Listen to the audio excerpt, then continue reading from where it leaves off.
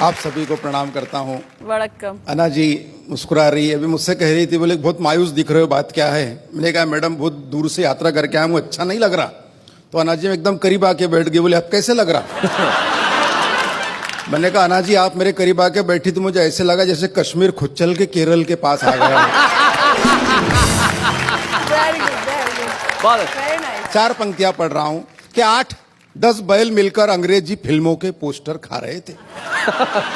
8-10 बैल मिलकर अंग्रेजी फिल्मों के पोस्टर खा रहे थे। यह दृश्य देखकर नन्हे नन्हे बछड़े ललचा रहे थे। थोड़ी देर पश्चात मुझे पता चली यह बात, तो मैंने एक बैल से पूछा क्यों रे, सारे के सारे पोस्टर खा लिए, बछड़ों को नहीं दिए? तो बैल गुस्से से बोला उस पर तो लिखा था केवल वयस्कों के लिए।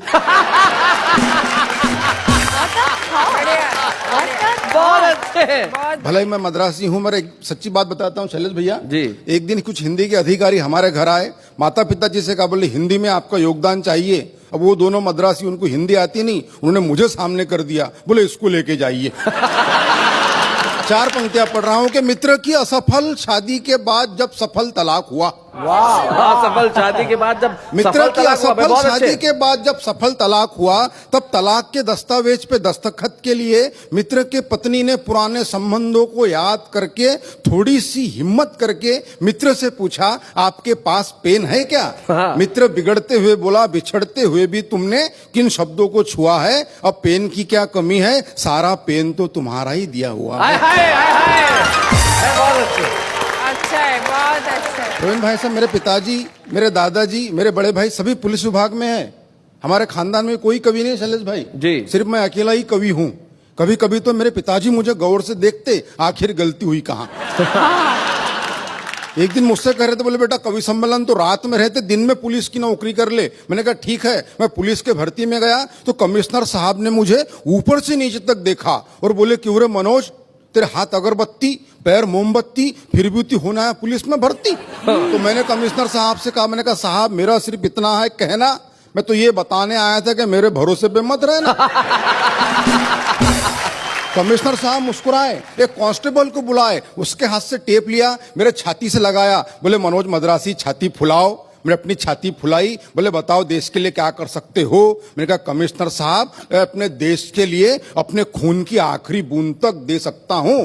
कमिश्नर साहब खुश नहीं हुए, फिर टेप खींचा, थोड़े ऊपर लगाया, बोले मनोज छाती थोड़ी और फुलाओ। मैंने अपनी छाती थोड़ी और फुलाई, बोले अब बताओ देश के लिए क्या कर सकते हो? मैंने कहा कमिश्नर साहब मैं अपने देश के लिए अपनी जान तक दे सकता हूं। साहब खुश नहीं हुए, फिर टेप खींचा, थोड़े ऊपर लगाया, बोले मनोज छाती थोड़ी और फुलाओ। मैंने अपनी छाती थोड़ी और फुलाई, बोले चलो अब कोई ऐसी बात बोलो जिससे हमारी भी छाती फुल जाए। मैंने कहा साहब 2 लाख तक दे सकता हूं।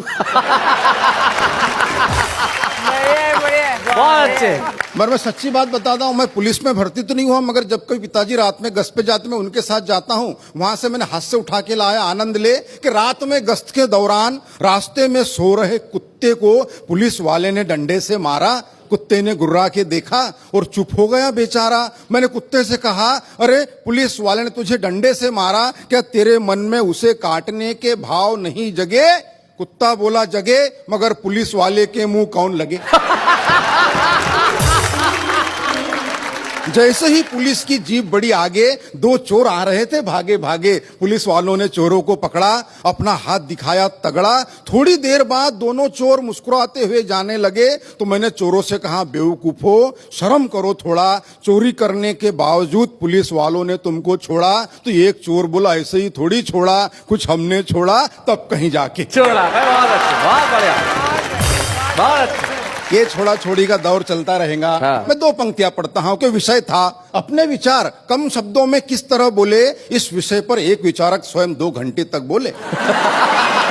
मगर मैं ऐसा कुछ नहीं करूंगा। आप कल्पना कीजिए पंडित जवाहरलाल नेहरू का जन्मदिन हम पूरे देश में बाल दिवस के रूप में मनाते हैं। वहां से मैंने कल्पना उठाने का प्रयास किया है कि बाल दिवस के दिन प्रकाश नाम का एक बालक अंधियारे में खड़े होकर सब्जी बेच रहा था। क्या बात है भाई, बहुत बढ़िया, बहुत अच्छे। बाल दिवस के दिन प्रकाश नाम का एक बालक अंधियारे में खड़े होकर सब्जी बेच रहा था। मैंने उस बालक से पूछा पालक है क्या? उसने मुझे घूर के देखा और बोला भाई साहब अगर पालक होते तो मैं सब्जी क्यों बेचता। क्या बात है, वाह वाह वाह। बोले अगर पालक होते तो मैं सब्जी क्यों बेचता? मैंने कहा बेटा मैं उस पालक के बारे में नहीं पूछ रहा, ये बता ये पालक क्या भाव बेच रहा? उसने फिर मेरी तरफ देखा और बोले ले जाओ, वैसे भी आजकल पालक को भाव कौन देता? आहा आहा क्या बात है। बोला ले जाओ, वैसे भी आजकल पालक को भाव कौन देता? तब जाके मैंने लिखा है कि कहीं छाव कहीं धूप होते हैं, बच्चे बच्चे भगवान का रूप होते हैं, कुल का दीपक बुढ़ापे की लाठी, जाने कैसे ख्वाब सजा लेते हैं, बच्चों का भविष्य उज्जवल हो इसीलिए माँ बाप अपना वर्तमान जला देते हैं। क्या बात है वाह वाह भाई, बहुत अच्छा। माँ बाप अपना वर्तमान जला देते हैं कि चेहरा चेहरा खिला खिला था, मित्र आज बरसों बाद मिला था, उसके ठाठ बाट देखकर कई विचार जागे मेरे खोपड़ी में, ऐसा लगा जैसे कृष्ण आए हो सुदामा के झोपड़ी में। वाह वाह वाह वाह। ऐसा लगा जैसे कृष्ण आए हो सुदामा के झोपड़ी में, मिलते ही बोला यार तू आ कभी नजदीक ही, मेरा बंगला है, गाड़ी है, नौकर है, चाकर है, विदेशी बैंकों में लॉकर है, सुंदर सी पत्नी है, फूल से बच्चे हैं, यह सारी बातें वो कह गया एक ही दम में। मैंने उससे पूछा माँ पिताजी कहाँ है? वो बोला वृद्धाश्रम में। क्या बात है। मैंने कहा दोस्त धन दौलत तो साथ में घड़ी दो घड़ी होती है, मगर याद रख जिस घर में माँ बाप होते हैं वो जगह जन्नत से भी ज्यादा बड़ी होती है। वाह वाह वाह वाह, स्वागत है मनोज, बहुत अच्छे, बहुत बहुत बढ़िया ढंग से मनोज ने कविता Beautiful, सुनाई। वाह, वाह। और सबसे बड़ी चीज ये है मनोज, जो देख के मुझे बड़ी खुशी हुई, और यही इस देश की एकता का सबसे बड़ा प्रतीक भी है मनोज। आपकी मातृभाषा तमिल है, आप रहते महाराष्ट्र अमरावती में है, वहां आपने पढ़ाई की, हिंदी में कविताएं लिखते हैं, और यही इस देश की सांस्कृतिक एकता का सबसे बड़ा प्रतीक है। तमाम भाषाएं मिलकर हिंदुस्तान बनती हैं, और अमरावती के मनोज मद्रासी जब हिंदी में कविता सुनाते हैं, ये हिंदुस्तान का सबसे बड़ा प्रतीक होता है। हम जोरदार ताली से स्वागत करें मनोज।